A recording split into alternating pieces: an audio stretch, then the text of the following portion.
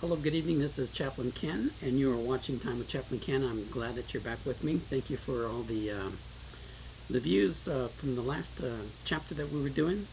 Again, we're going over the book that's called The Getting Out of Your Own Way. Here it is: Practical Lessons for Conquering Procrastination, Fear, Envy, Neediness, and Guilt and other things. And it's written by Mark Goulston. He's a psychologist, and Philip Goldberg. Today we're looking at the idea of getting involved with the wrong people. Again, we're talking about self-defeating behaviors and the things that we do that tend to get in our way of our relationships and our goals in life. So picking the wrong people has more to do with you than it does the other person, believe it or not. My wife and I, we have a thing that we do whenever she complains about something I'm doing. I'll remind her, you picked me. And she'll do the same thing. And we understand that. And we're not ugly with each other, but we understand why it is we pick the people that we pick in our lives. It's a mystery sometimes, but something that we can learn. I did a book review on things that we do that hinders our lives and gets in our way. And this is one of the things that I love studying and looking into. Why we pick the relationships that we are in. It has more to do with us than the other person, because we're the ones doing the picking, right? So in this chapter, we're going to look at the two types of people that the author speaks of. The author speaks of we're either attracted to powerful people or insecure and needy people. One of the two. He mentions having some patients that have frustrations about the people that they pick. They're either picking somebody who's strong or somebody who's needy in their lives. It's either one or the other. They get suckered into those kind of relationships. And he identifies these two types of people, and he says the first one is the powerful people. People in our lives that are impressive. They seem to be in control of things. You might be drawn to their charisma and to their strengths. But the irony is that being involved in this kind of a relationship is that they end up being like vampires and taking the energy from you to have the charisma, to have the power, to have that control. That thing that you see about them is more about their insecurities than it is about anything else. They suck it out of you and they leave you dry. They leave you worn out and defeated, but they're the ones that are in control and the powerful ones. They're the takers. They're the takers. And it's usually it's because they're coming from a place of deep insecurity and something that happened in their childhood that caused them to get that way. And we'll get into that here in a minute. He also identifies the second person as the needy kind of people that you can become involved with. Their draw is that they need you. And your attraction to them is that you feel important and useful in helping them. It's your chance to shine and do good and be an important person. It's your chance to be the hero in somebody's life. What is it that caused you to get there in the first place? To seek out the people that are hurting so that you can be the hero in their lives. It makes you wonder what happened in your life and your experiences. It gives you some insight if you can do that, if you can find a good counselor or a chaplain that can help you work through these kinds of things that can kind of pinpoint, where all that comes from. Because like I said, it has more to do with us than it does about them. They're going to be them. Nothing you can do to change them. But they also drain you in the long run in your relationship, because their constant need for support and help is draining on any relationship and any person around them. And they're master manipulators, because they will help you to realize how important you are in their lives. And they will continue to use you and beguile you and give you that sense of, yeah, I'm important and I can't leave this person because they need me. And who doesn't want to be needed? People like to be needed. But like a vampire, they'll take it out of you. And before you know it, you're drained, you're unfulfilled, and you're stuck in a bad relationship. He suggests that we need to identify the core of the other person's personality in order to avoid those kinds of situations and those relationships. They have two cores of in this type of personality. He identifies them as a core of hate and a core of hurt. The first one, the strong personality person, usually has a core of hate. This is the kind of person that's usually at war with the world. They're competitive, they're adversarial, they're belligerent. They have to be right. They're very smart, very intelligent. Again, very manipulative. They know how to win their arguments, and they will not back down from a good argument or a good fight.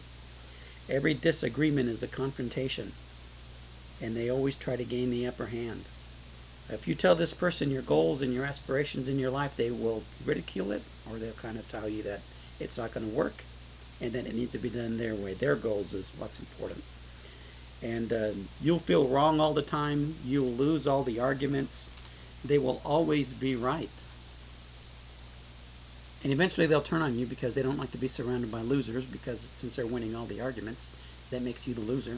And so they'll begin to, turn on you eventually, and you'll be the reason for their problems.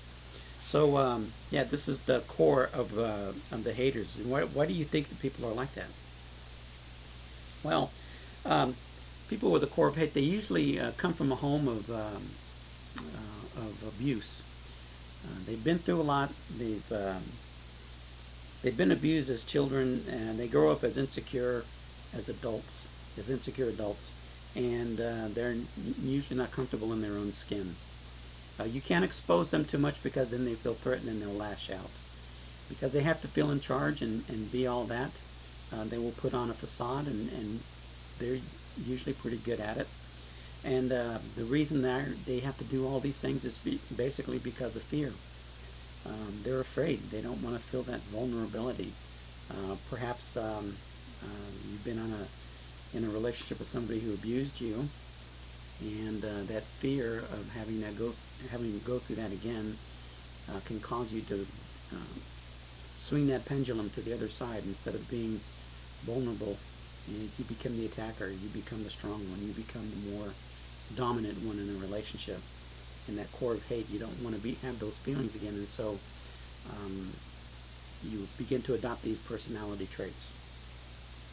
Or perhaps maybe in a bad business deal, it caused you to pull back and withdraw and say, that's never going to happen to me again. And there you go. You're creating the atmosphere for yourself to become a person that has a core of hate. Yeah, core of hate. They look at how they treat other people. And if you're getting into a relationship with somebody, look and see how they treat the less fortunate, the vulnerable, the downtrodden. Look and see how they treat them, and it'll give you a clue as to whether they're operating from a core of hate or not. It's kind of like when you're dating and they say, look at how they treat their mamas, and that's how they're going to treat you. Yes. There's some truth to that. And so you begin to look and see how they are with other people before you get too invested in the relationship, so you can be aware of what's going on around you. The core of hurt people are the other class. These are the ones that are powerless. They've been hurt, and they're sad all the time. They're more frustrating than they are harmful. Core of hurt people, if you're ever around one, it's like walking on eggshells. You ever have that experience? Alcoholic families know this. They know what it's like to walk on eggshells. It's kind of like that. These people, they may not be in addiction, but they have this thing about them that, well, you got to step very tenderly, because you might hurt their feelings. They're very good at manipulating your feelings and getting you to feel guilt for something that you've done. They won't make you feel guilty, but they'll manipulate you to make you think that you are guilty for some reason, simply by the way they behave. Well, you hurt me. They'll withdraw. They'll take everything personal. They'll fall apart rather than retaliate, and you're constantly having to pick them up, butter them up, build them up, and get them back on their feet. And again, that's kind of draining after a while. You know, you think in the beginning you're feeling good because you're trying to help, and they'll give you that response that, yes, you're helping me, which suckers you into staying in that relationship so that you can continue to help them and fix them. So why do you think you would be attracted to somebody like that? Well, I kind of gave that clue just now. Maybe you're a fixer or a rescuer. Maybe you've learned through your own history, through your own experiences, that you have to fix the situation so that it gets better. People in Al-Anon know this. They know that There's that quality of a child that if they're in a alcoholic home, there's that one child that tries to fix everything. They get the good grades in school to make dad happy, so mom won't drink or whatever. They'll fix the home life. They'll clean the house. They'll cook. They'll have everything done so that when that person gets home, they're not mad at whatever's going on around the house. They try to fix it all. Well, they grow up being attracted to people that they have to do that for, because they've learned that trait, that character trait, in a very young age. So you need to ask yourself, do you feel responsible for the world? Have you been through something in your own experience where you feel responsible for everything and everybody around you? Have you had a parent always telling you this is all your fault? If you would just do this, then everything would be right, and you learned that. You've accepted that, and now you're living your life trying to fix all of that and taking on everything. And so naturally you're going to gravitate to a person who needs that and needs a person like that to fix them. So you're naturally going to go to that person and try to help them out. So the core of hurt and the core of hate people, there's usually those two groups of people that you're going to run into. And the reasons why they are the way they are myriad. It'll take a therapist some time to get to the root of why a person is the way they are. But you can probably spot the clues of what kind of a person you're dealing with in a relationship early on, so that you don't get pulled into that black hole of their lives, because they're very good at attracting the people that they can abuse and use, because they're good at it. They've learned it. It's a talent that it's sick, yes, but they learn it very well, very well. They can live their whole lives surrounding themselves around just the right kind of people to feed that ego. But then he mentions, for the people that read the book, and I do suggest you get the book, it's in the bookstores, a third type. He leaves that out. He talks about a third type near the end of the chapter. And this is the type that has a core of health. This is tricky, very tricky. The core of health people are the ones that are open-minded and confident. They have strong convictions and a good sense of humor. These are the ones that don't fall apart. They have a strong resilience to the world around them. They don't melt. They don't fall apart. They're not weak. They're not overtly powerful, but inside they have that strength about them, so that if things and circumstances don't go their way, they can bounce back, and they can look at a situation and readdress what's going on, and then do something different so that they can improve their lot in their lives. They usually come from stable homes, and this is why it's hard to find these people, because let's be honest, a lot of homes out there that are struggling with stuff, and the way the world is going nowadays, yeah, not a lot of good homes out there. There are some, but man alive, if all you watch is TV and listen to the radio and look at Hollywood, you start to think, man, is this ever going to get any better? So yeah, because the world is just full of sick people. So they come from loving homes. They have a balance between their feelings and their emotions. They're able to look at that in a healthy way, where they're not overrun with their feelings, but they're also not overrun with their intellect either. Because too much of one thing is a bad thing. Yeah, too much feelings and you get emotional. Too much knowledge and you become book wise with a lack of feeling or understanding or compassion, or any way of finding some healthy way of addressing your needs and the needs of other people that are around you.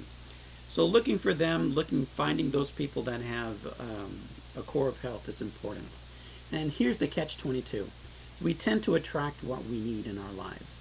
If we've been through an experience, we'll attract those people into our lives, good or bad. And yeah, so if you're healthy, you'll find healthy. If you're sick and unhealthy, then you'll find sick and unhealthy. I've noticed this while working in drug treatment, that the sickest person in the group will find the sickest person in the group. They'll find each other, male and female, they'll hook up. And they'll support each other in their sickness. So, and I was talking to a friend about this, because we usually attract people of like mind, people that support what we think. If your thinking is good, then good. But if your thinking is off, you're going to surround yourself with a cabal of people that think like you, that's just as sick as you, and it ain't going to be pretty.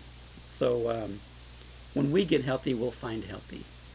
In fact, if you ever go through therapy and you start to get healthy, and this happened in my own experience, you start getting healthy and you're in a relationship with somebody and the other person doesn't want to grow with you, that's a tough deal. I know.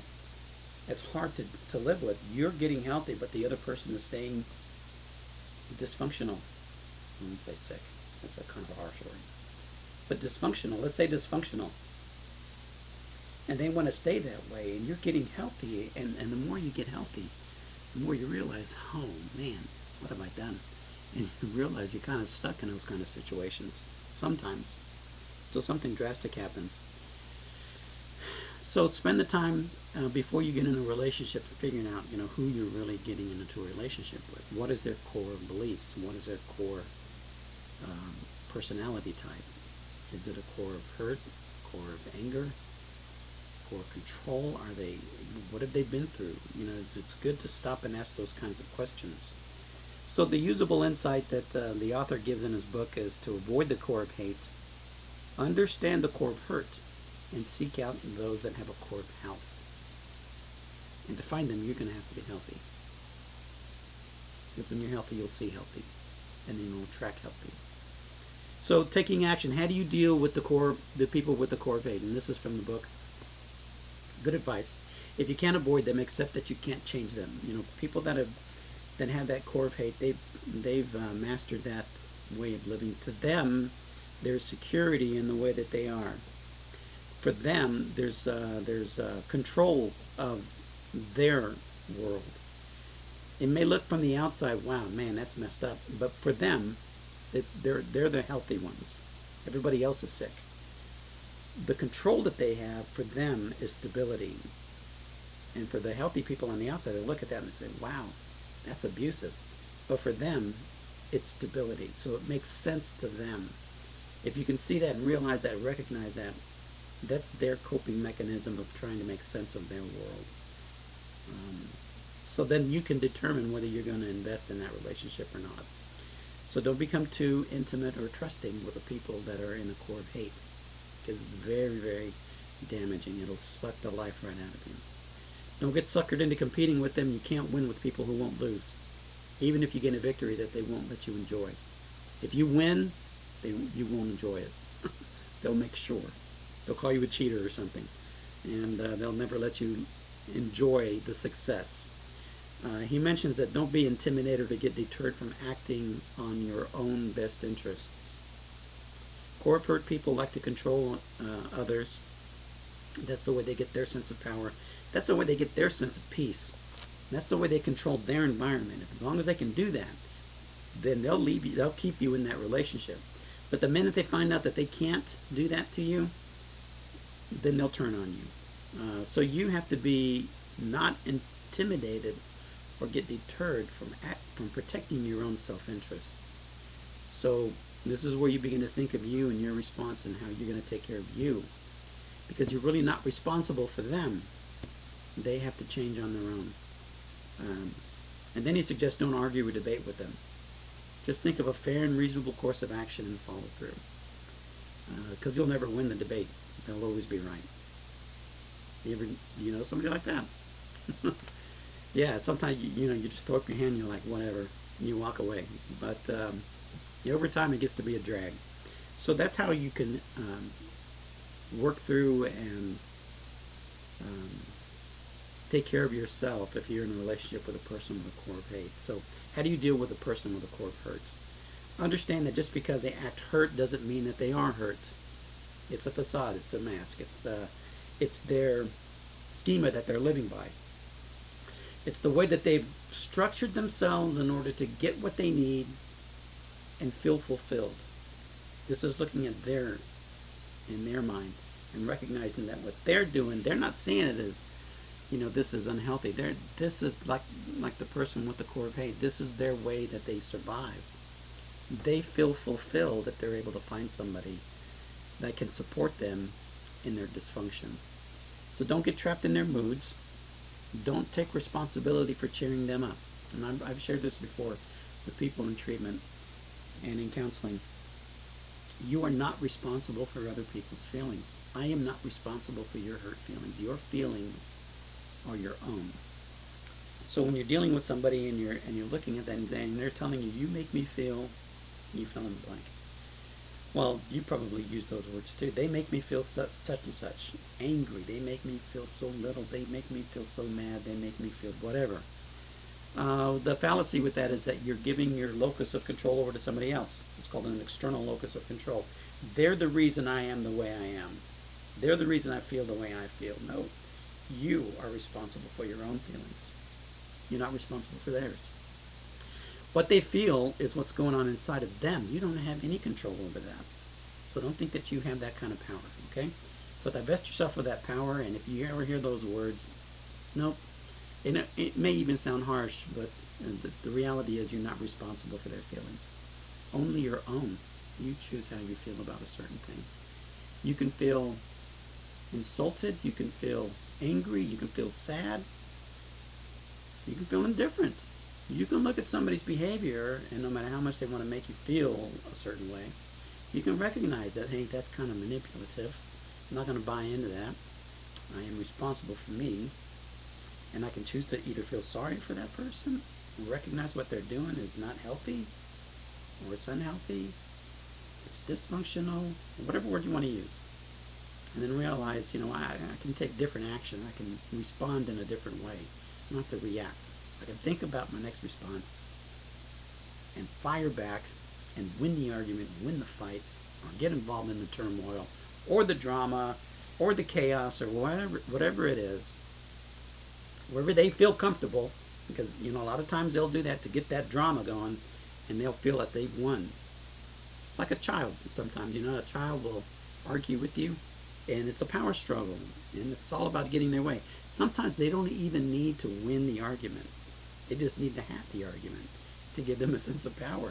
And you've lost if you're arguing with a child and you're the parent. Kind of like that. Only as adults, it gets more complicated and more sophisticated. But it's the same dynamic.